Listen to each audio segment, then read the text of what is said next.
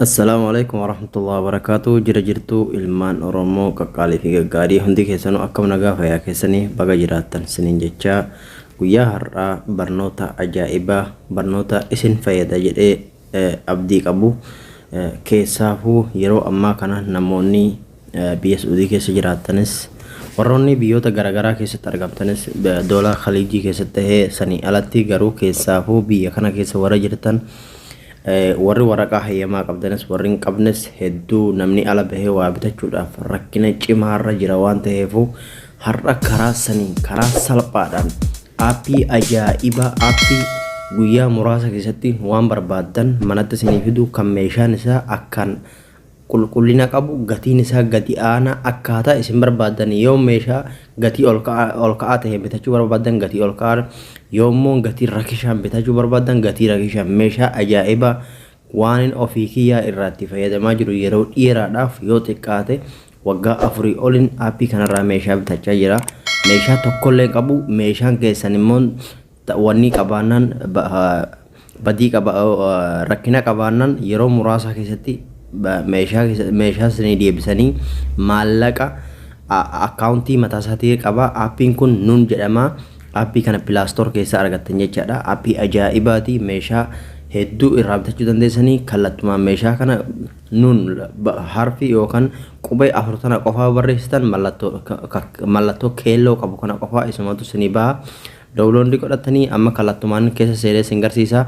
Karaa salphaa meeshaa gosa barbaadan meeshaa manaa meeshaa nyaataa fakkeenyaaf amma meeshaa nyaataa bitachuu barbaadan gama lama kun bakka meeshaa nyaataati kun immoo bakka meeshaa elektirooniksii uffata meeshaalee garagaraati. Fakkeenyaaf amma meeshaa nyaataa barbaadan guutumaan guutuutti asitti kunoo meeshaa nyaataa rakisha gatii gadi aanaa ta'e meeshaan isaa qulqullina qaba. Rakkoo takkaa qabaatan immoo kallattumaan bilbiltanii kaampaanii kana qunnamuu dandeessanii deebi'uun rakkina tokko malee sin keessummeessan jecha akka ajaa'ibaatti kabajaalee namaaf qabanii rakkoo hagasiillee waan qaban takkallee qabu. Meeshaan isaanii garuu irra guddaa meeshaan isaanii qulqulluudha. Meeshaa manaa barbaadda uffata barbaadda wahuma barbaadan supparmaarkeeta kan parsantii 80 70 haga 60 50tti gadi namaa buusu jecha meeshaa hedduu sinitti hin gabaabsu. Ani mataa kiyyaaf yeroo hedduu irra deebi'ee meeshaa wanni haaraa bitadhee jira.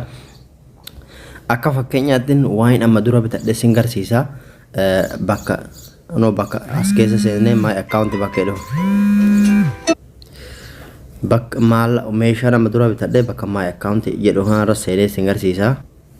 Kunoo bakka kana keessa jechaadha. Bakka kana keessatti bakkiin ani amma kunoo meeshaan ani amma dura bitadhee meeshaa kana hunda isaati jechaadha. Fakkeenyaaf meeshaa as keessatti meeshaa haga ergadhe haga meeshaa shammoo jahaas ergadhee jira.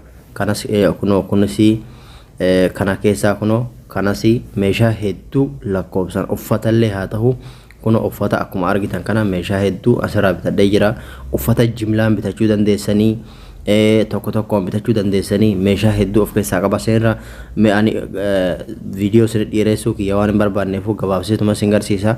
Warroonni fakkeenyaaf amma uffata jimlaa amma uffata kana argaa jirtan amma shamizii kana jimlaadha. Amma fakkeenyaaf kun birrii 30 uffanni kun birrii riyaala 38 riyaala 38 habbaa sadii jecha kunoo argaa jirtanii uffata ajaa'ibaati. Uffanni kun uffata asliidha hin gara ta'ulleedha uffata ajaa'ibaati jechaadha.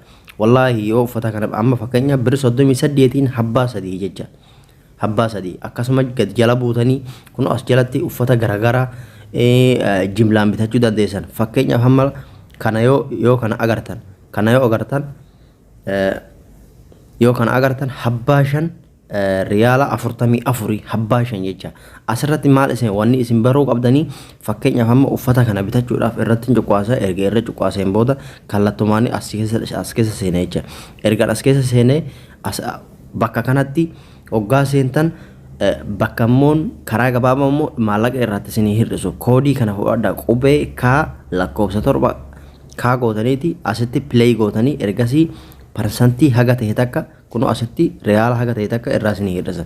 Ergasii warroonni asirra cuqaaftan jechaadha. Viidiyoon ani amma wanni gadhiisuuf jiruuf TikTokii gubbaa waan ta'eefu YouTube channel kiyyas baatii 3 ugguramee jira.